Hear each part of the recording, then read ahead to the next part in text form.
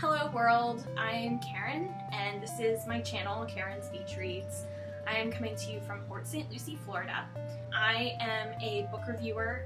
I've been reviewing books for 11 years and I decided to start this channel to kind of look at some books and do something different and practice my video editing skills and all that fun stuff. Today we're going to be looking at Philip K. Dick's sci-fi novella, Do Androids Dream of Electric Sheep? And normally I like to read newer books, but I decided to delve into this one because of Blade Runner 2049 was released this past weekend, and I'm sure if you're excited about the movies or you like the original Blade Runner, you went out and saw it. But it was inspired by the novella, and that's kind of what I want to look at today. I'm going to try to keep things brief and not ramble a whole lot. I do have some notes over here, so if you see me glancing over here, it's because I'm looking at my notes. So what I'm going to do is I'm going to tell you what the book's about. I'm going to tell you 3 things I liked about it, 3 things I didn't like about it. I'm going to give you my overall thoughts and tell you who I'd recommend it for, and then we'll just wrap things up and I'll tell you if I think you should take it to the beach or not, because we all want to know when we are going to the beach what books we should take with us. Do Androids Dream of Electric Sheep follows Rick Deckard, who is a bounty hunter. They don't call them Blade Runners in the book, just so you know. And he is charged with killing 7 androids that have escaped from a colony on Mars and crashed onto Earth. And they are trying to live among humans. And these androids they have the audacity to try and create a normal human life for themselves, and for that they must die. The book itself kind of asks a lot of questions about what constitutes humanity and how people show empathy, and it's a really kind of interesting look at the future from the book was published in 1968, so it's looking at the future from 1968. The book is almost 50 years old, so keep that in mind when we're talking about some things. The first thing I really liked about this book was the world. The story is set on post-World War terminus Earth, and people are given an android as kind of like a slave, as an incentive to leave Earth. So they're like, you leave Earth, you go live on Mars, we'll give you an android to help around the house. Great. The people who choose to remain on Earth live a pretty strange existence. There's this thing called the Penfield mood organ, where they dial in like what they want to feel and then they feel it. And Rick Deckard's wife, Iran, dials in every week for a deep depression, which is a very odd thing to do. I'm not sure, they talk at length about the Penfield mood organ and how people dial in their moods, and I'm not sure if it was supposed to be funny, but I found it pretty funny. Anyway, so the people who live on Earth follow a cult called Mercerism. It's kind of like a belief system that shows that you have empathy. So in addition to these mood organs where they kind of dial in their feelings, they have a device in their home called the empathy box. And what they do is they kind of like grip the handles of this empathy box, and it takes them to a shared reality with this guy named Mercer, who has been charged his whole life with walking up a hill while people throw stones at him. It is kind of like Sisyphus, if you're familiar with like the Greek mythology, of this guy who got too big for his britches, so he was punished by walking up a hill while he rolls a stone up the hill, and once he gets to the top, the stone rolls back down the hill, and he has to roll it back up again. So those who participate in Mercerism are supposed to feel bad for Mercer, as a reminder that they possess empathy, unlike the androids. So I really kind of like this world that's kind of set out before us. And the second thing that I really liked about it was how the world was presented. So when I'm reading a book as a reviewer, especially if it's sci-fi, I like to think, I ask myself a series of questions, like how the world is presented. Is it deep? Is it shallow? Does it explain everything to me, the reader? Because sometimes you pick up a sci-fi novel and you're like, what is going on? One of the things that I ask myself when I'm reading sci-fi is if I understand what's going on. Sci-fi is kind of a difficult thing to write because not only is the author trying to explain just normal life and normal characters, but they're trying to build on this with their own inventions. So do these authors explain what is going on in this world and how kind of the world is set up, and do they do it in a way that is subtle?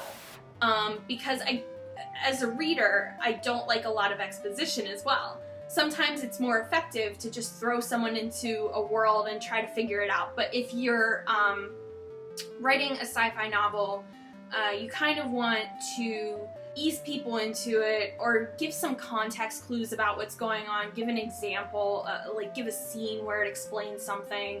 I realize I'm being kind of vague, but it's more effective for me when a sci-fi novel is able to not only build a world, but be able to explain it effectively and in a timely manner and concisely, so that we can just move on with the story and operate in this world that you've built. Part of what makes Do Androids Dream of Electric Sheep so competent is that not only does it build a world, but it doesn't give you a whole lot of clunky exposition. This book is about 250 pages long, so it just throws you in. You kind of have to determine what's going on, and it does it very effectively.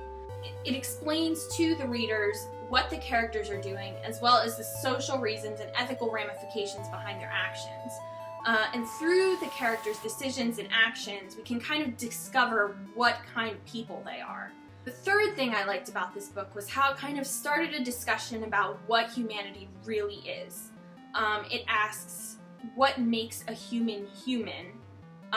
What makes an android not human? And why do androids need to die? Because of their not humanity. The two of the androids ran a pharmacy, and another one was an opera singer, and they weren't hurting anyone specifically, but Deckard was charged with going out and killing them because they weren't fulfilling their function as basically the enslaved help of the human race. They wanted more for their lives, so they had to die. Which was, it kind of asks those ethical questions of like, why is humanity race on Earth that deserves more out of their lives? Why are they allowed to live? And you know, you have some of these awful humans like Rick Deckard, who basically his career is going out and murdering living beings in cold blood. So let's get into some of what I did not like about this book. Rick Deckard was kind of a loser, and I don't like spending 200 pages with a character I don't like. I like my protagonists to be likable people, and I know that there are some of you out there who kind of like unlikable people as your protagonists, or kind of like anti-heroes, and those are fun too, and there's a time and a place for those. And I think in this, like, having an unlikable protagonist was kind of a positive. So it's totally personal preference as to whether or not you like a likable character, but I personally like one. So Rick Deckard kind of had this obsession with obtaining a real animal, because in this post-World War terminus Earth, all of the animals died except for a few. And those animals are rare, and people keep them as pets, and they treat them as like their most prized possessions, and they're very, very expensive. So Rick Deckard has an electric sheep, and he loves this electric sheep, and he feeds it, and he takes care of it, but he's jealous of his neighbor who has a real horse. And his neighbor is like, hey, my horse is gonna have a baby. And Rick Deckard tries to cajole his neighbor into giving him this like baby horse, and the neighbor's like, no, it's really expensive. I will sell the horse to you, but I'm not just gonna give it to you. And Rick Deckard's like, well, why not? You know, I really want this horse. So Rick Deckard goes to visit this guy named Rosen, who has created Rachel Rosen, who is a female protagonist, I want to say. And at the Rosen Corporation, there's this owl, and Rick Deckard really wants an owl, and he knows that all the owls are extinct, and they kind of lie to him and say, like, oh yeah, it's a real owl, but it really isn't. And he eventually discovers that it's not a real owl, but he's obsessed with this owl. And then after he offs a bunch of androids, he buys a goat. And he has this living goat for a while, and eventually one of the androids come by and throw the goat off the side of a building. and it's just, you know, so much money sunk into this goat that now he doesn't have this goat, and he's really sad about it. And he loves this goat more than he loves his wife, which is really weird. I personally did not like him as a character, but, you know, what are you gonna do? It's your protagonist. The other thing I didn't like about this book was that it was written and published in 1968, and some of the value systems show that it was written and published in 1968. So, did you know that in the future, abortion is illegal and that gay people are bad? I didn't until I read Two Androids Dream of Electric Sheep. So it's interesting in some old sci-fi when some of the values and mores from that time are kind of transferred to the future. And so you read sci-fi and you're kind of like, oh, I didn't know that in, you know, 2248 that the institution of marriage was still a thing. You know, it's kind of like silly stuff like that. There are things in this book that kind of show its age. Ultimately, this book is an outdated piece of sci-fi, and its future iterations kind of improve upon its thesis, mainly asking the same questions about humanity, what makes a human, what is empathy, things that have been created since Do Androids Dream of Electric Sheep are much more effective at telling that story than this book was. So if we ever talk about sci-fi on this channel, I'm probably going to bring up Star Trek because I'm obsessed with Star Trek. And there's original series Star Trek has an episode called Space Seed, which is the origin story of, like, you know, the Wrath of Khan.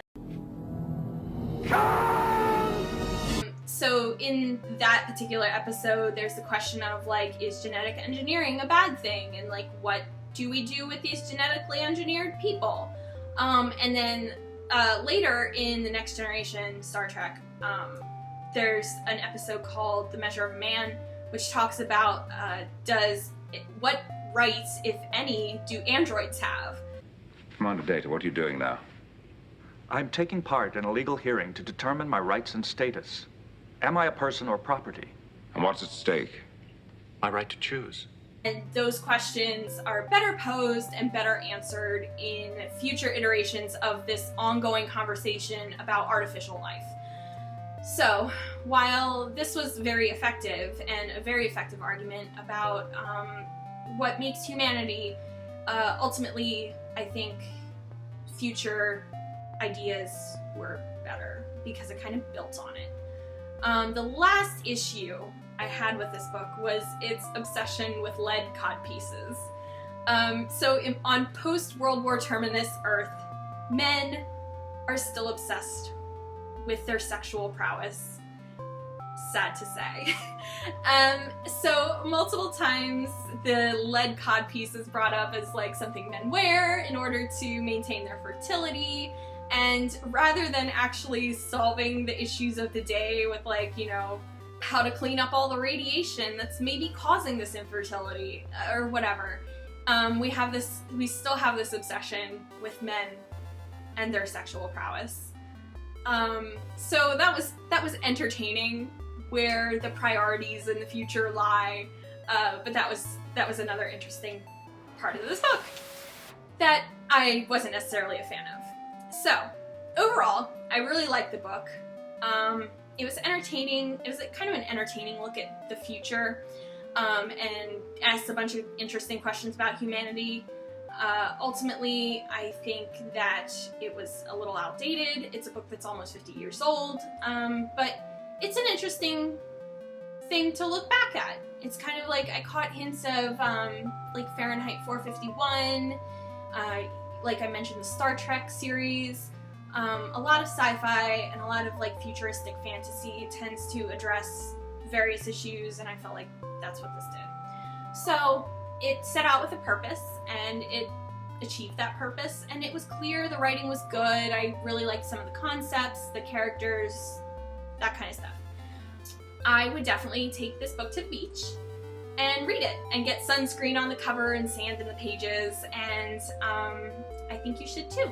So just to talk a little bit about myself, I am a book reviewer and I've been reviewing books for 11 years. I kind of like, on and off with different things.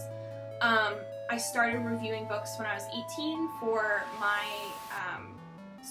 my university newspaper. And eventually when I graduated from college, I started reviewing books with citybookreview.com. I still do that for them, and I kind of, read on my own. I'm an avid reader. I read all the time. I think at one point I read over 60 books in a year. But I've tried now to scale back on how much I read per year, because it tends to get quite overwhelming when you're reading book after book after book, and I kind of come to reading with a cynic's eye and a reviewer's eye rather than a reader's eye. If you've ever listened to or watched or read movie reviews, reviewing books is much the same, where you go into a book with certain expectations, and sometimes those expectations are met and sometimes they're not.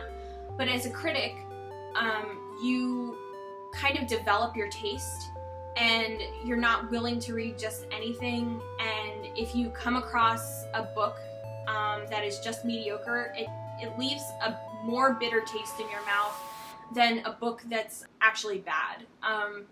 So, as a reader, I really like to read fiction. I'm not so much of a nonfiction reader. I work for a newspaper full-time, so I kind of get my nonfiction fix while I'm at work, like at my day job. But when I'm not working at a newspaper where I'm reading a bunch of, horrible news and crimes and petty politics and that kind of stuff, I really enjoy sitting down with a book of fiction. There's nothing more delightful than losing yourself in a world and just not coming up for air until it's over. My favorite kinds of fiction, I really like just popular fiction, literary fiction. I really enjoy science fiction and fantasy. I really like romance a lot.